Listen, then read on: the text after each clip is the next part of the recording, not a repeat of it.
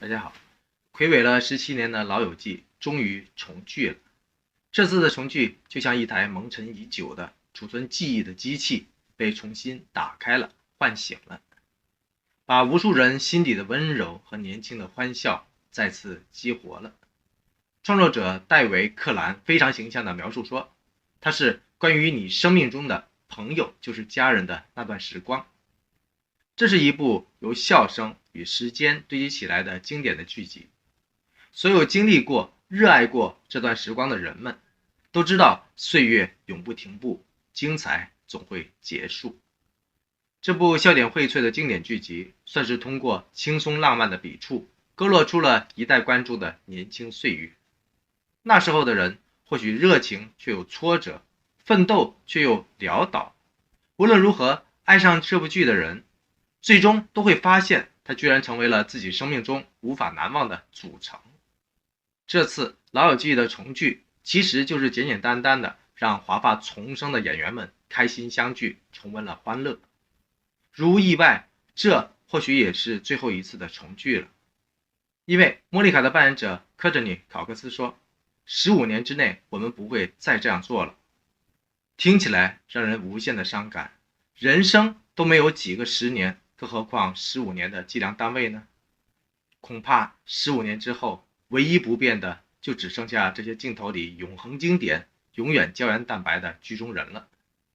在这些经典的镜头里，时间永远停留在了原地，无论多少个15年，都会在那里等着怀旧的心陪伴老去的人。同样的，离了婚的赵丽颖和冯绍峰，到底还有多大的几率可以复合呢？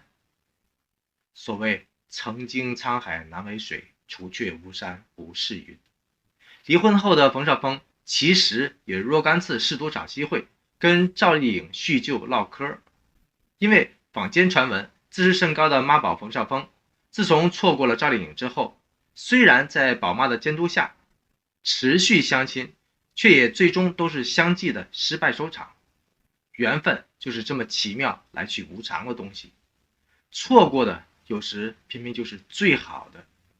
有意思的是，另外一边厢，赵丽颖即便离婚后，也照样维护着冯绍峰的颜面，甚至还以实名举报的方式反击了涉嫌造谣冯绍峰出轨的帖子。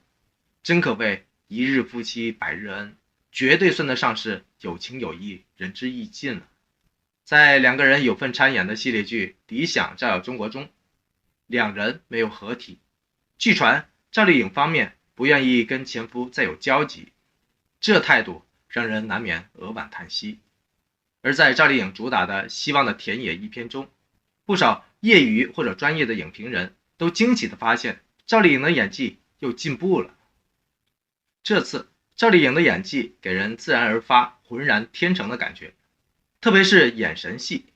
当雷金玉听说村里的老师都不来了，眼神里都是担忧；当他决定返乡，遭到爷爷强烈反对的时候，眼神里写满了犹豫；当他下定决心去说服爷爷的时候，眼神里又装满了期待；当他回到厦门向领导辞职的时候，眼神里又是坚决；当他劝说阿涛跟自己回农村时，眼神中无比的真诚。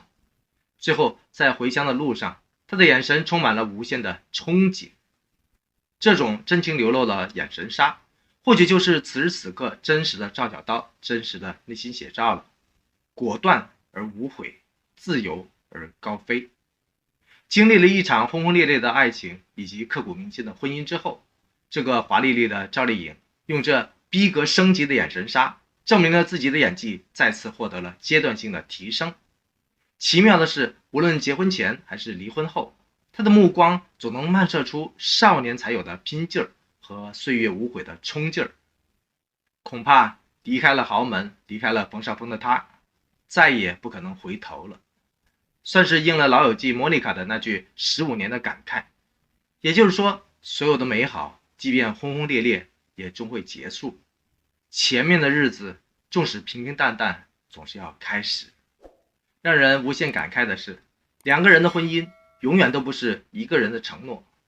如果说好在一起，就请一同去守护，一同去珍惜。